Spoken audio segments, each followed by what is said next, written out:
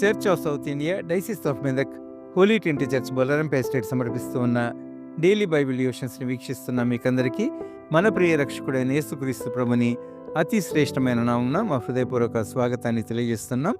ఈనాటి మన అనుదిన వాక్య ధ్యానాల్లో మన సంఘ సభ్యులు శ్రీమతి పి జాయిస్ రవికిరణ్ గారు అందించే దైవ సందేశాన్ని విందాం.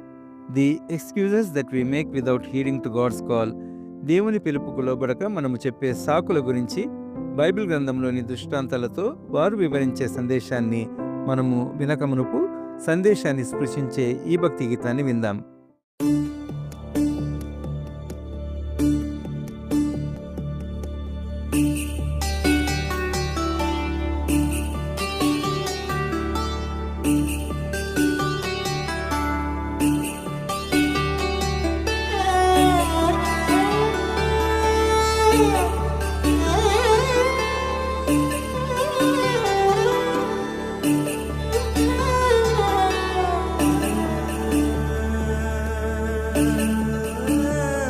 నీ పిలుపు వలన నేను నశించిపోలేదు, నీ ప్రేమ ఎన్నడు నన్ను విడువలేదు, నీ కృప కాచుట వలన జీవిస్తున్నాను, నీ ప్రేమకు సాటి లేదు. నీ కృప కాచుట వలన జీవిస్తున్నాను, నీ ప్రేమకు సాటి లేదు.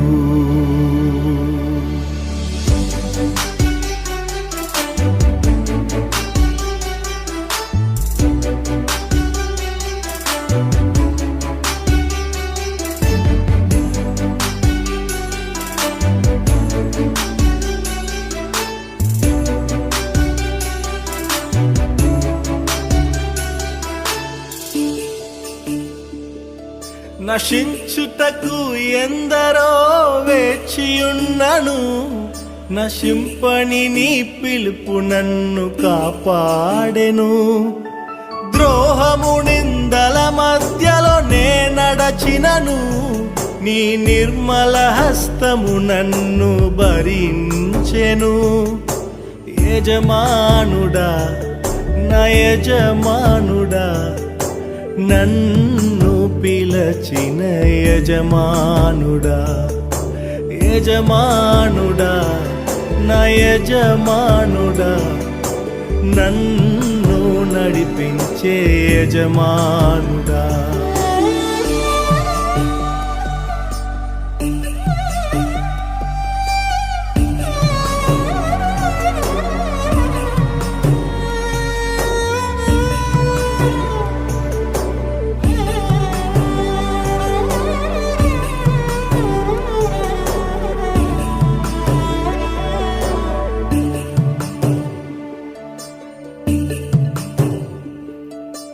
మనుషులు మూసిన తలుపులు కొన్నైనను, నాకై నీవు తెరచినవి అనేకములు.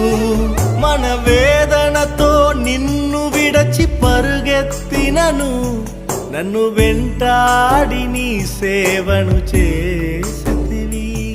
నా ఆధారమా నా దైవమా, పిలిచిన ఈ పిలుపునకు కారణమా. నా ఆధారమా నా దైవమా, పిలిచిన ఈ పిలుపునకు కారణమా.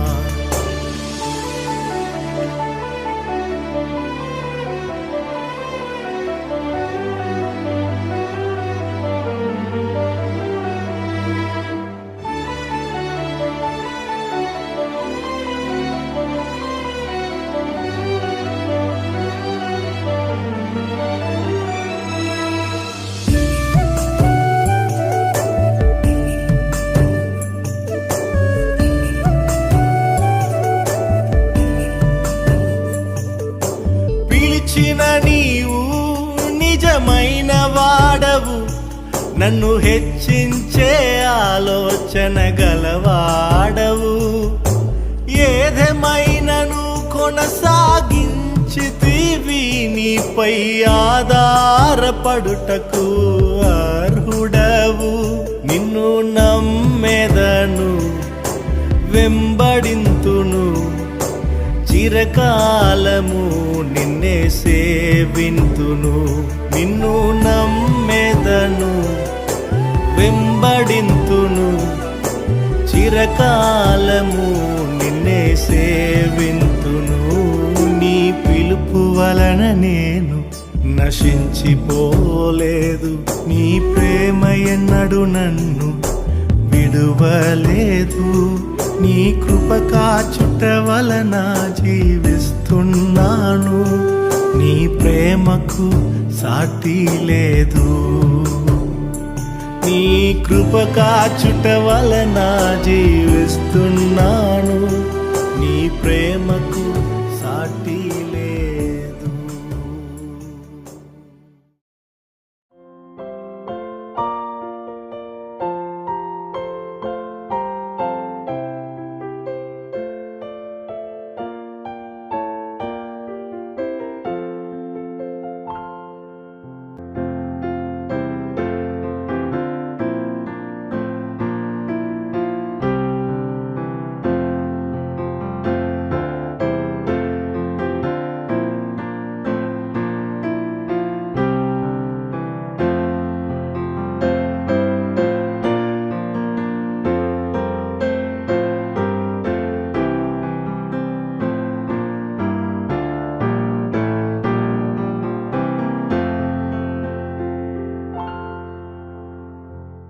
అనుదిన దైవ ధ్యానంకు స్వాగతము. ప్రార్థించుకుందాము.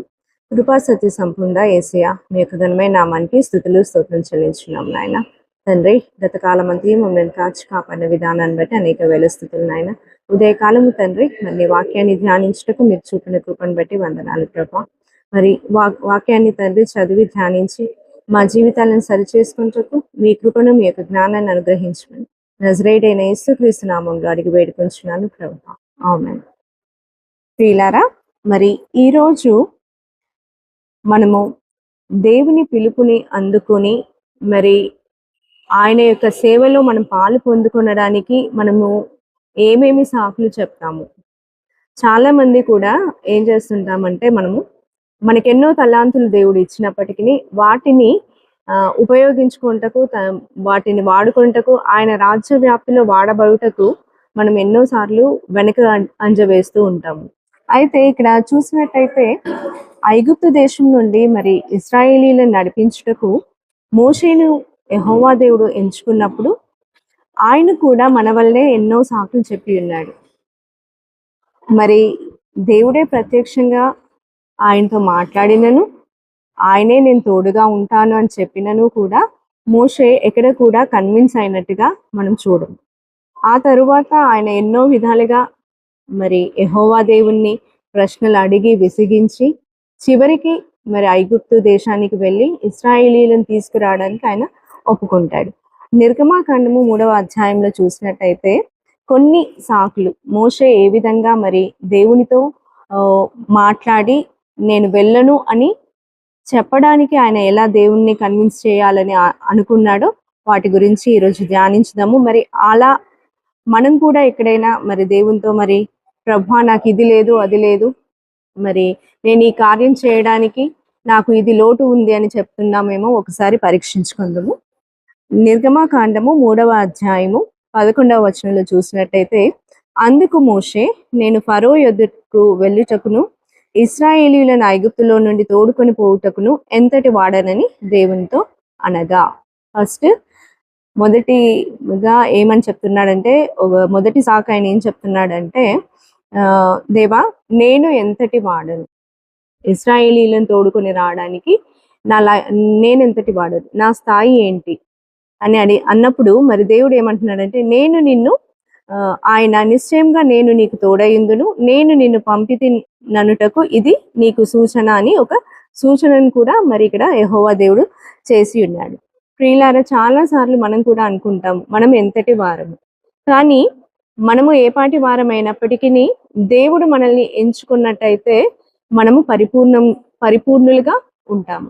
ఆయన మనకు తోడుగా ఉంటాడు. మన జ్ఞానం కానీ మన బలం కానీ దేనికి సరిపోదు, కానీ ఆయన మనల్ని ఎంచుకున్నప్పుడు ఆయన యొక్క శక్తి మన యందు పరిపూర్ణమవుతుంది.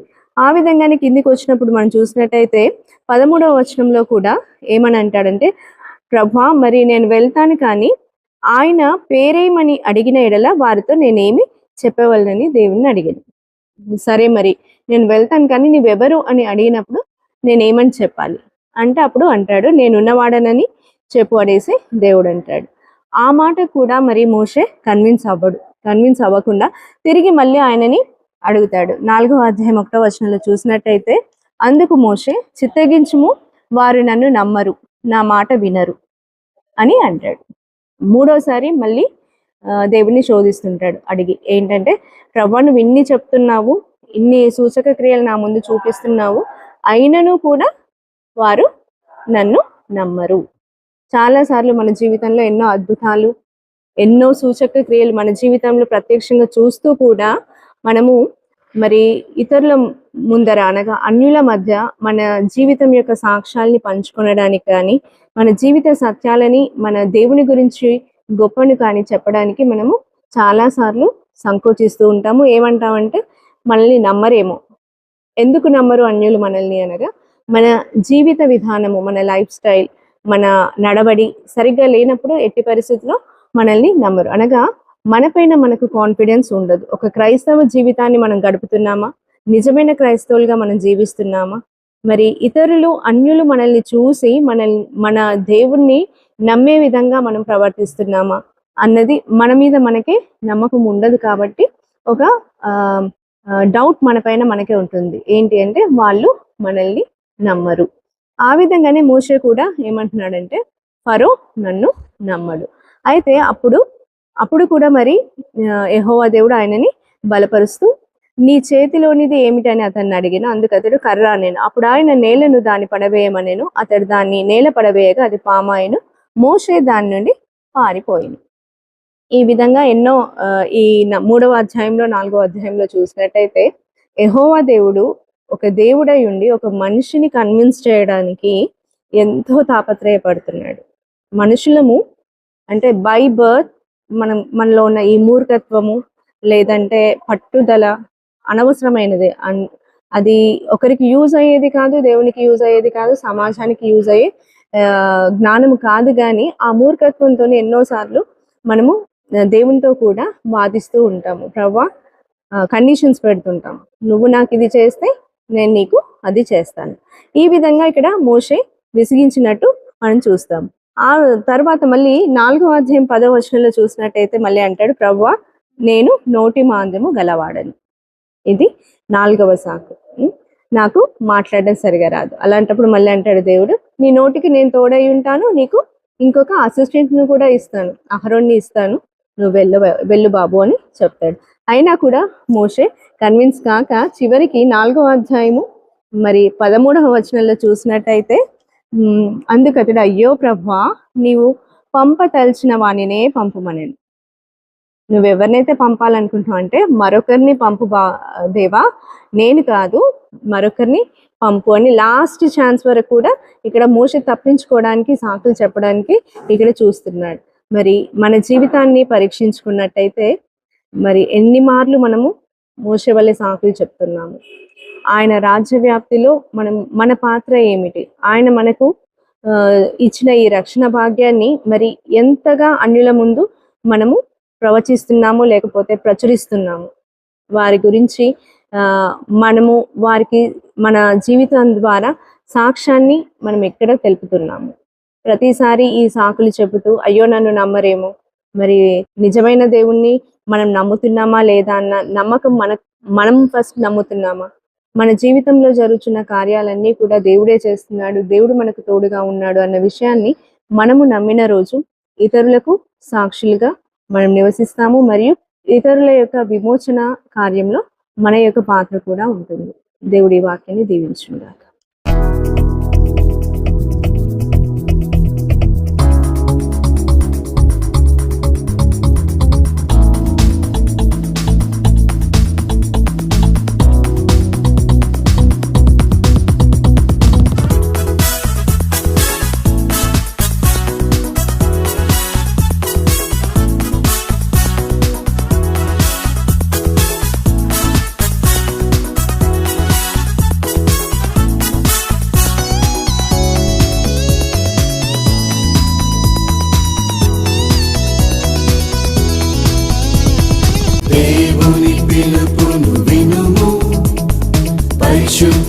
పిలుపది చూడు, పరలోక సంబంధమైనట్టిది, ఉన్నతమైనట్టిది.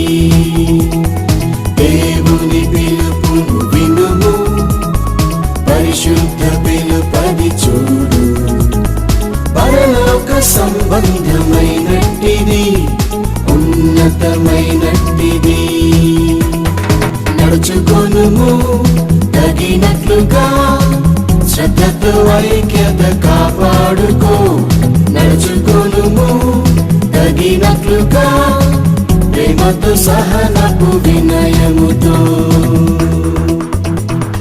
దేవుని పిలుపును వినుము, పరిశుద్ధ పిలుపది చూడు, పరలోక సంబంధమైనట్టిది, ఉన్నతమైనట్టిది.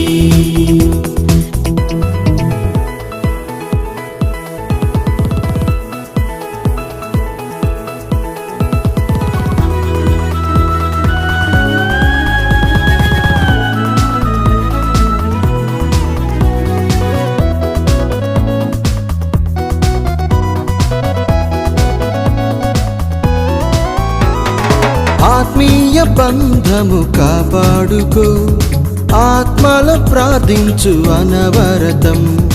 ఆత్మీయ బంధము కాపాడుకో, ఆత్మలో ప్రార్థించు అనవరతం.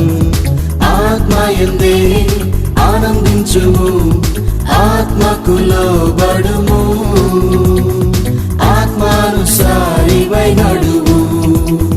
నడుచుకొనుము తగినట్లుగా, శ్రద్ధతో ఐక్యత కాపాడుకో. నడుచుకొనుము తగినట్లుగా, ప్రేమతో సహనపు వినయముతో. దేవుని పిలుపును వినుము, పరిశుద్ధ పిలుపది చూడు, పరలోక సంబంధమైనట్టిది, ఉన్నతమైనట్టిది.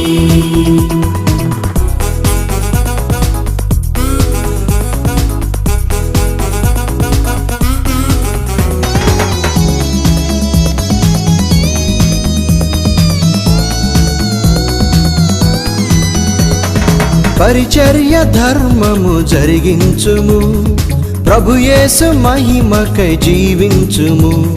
పరిచర్య ధర్మము జరిగించుము, ప్రభుయేసు మహిమకై జీవించుము. ప్రభు పనిలో ప్రభవించుము, ప్రభువును సేవించుము, ప్రభువును చూపించు అందరికీ. నడుచుకొనుము తగినట్లుగా, శ్రద్ధతో ఐక్యత కాపాడుకో. నడుచుకొనుము తగినట్లుగా, ప్రేమతో సహనపు వినయముతో. దేవుని పిలుపును వినుము, పరిశుద్ధ పిలుపది చూడు, పరలోక సంబంధమైనట్టిది, ఉన్నతమైనట్టిది.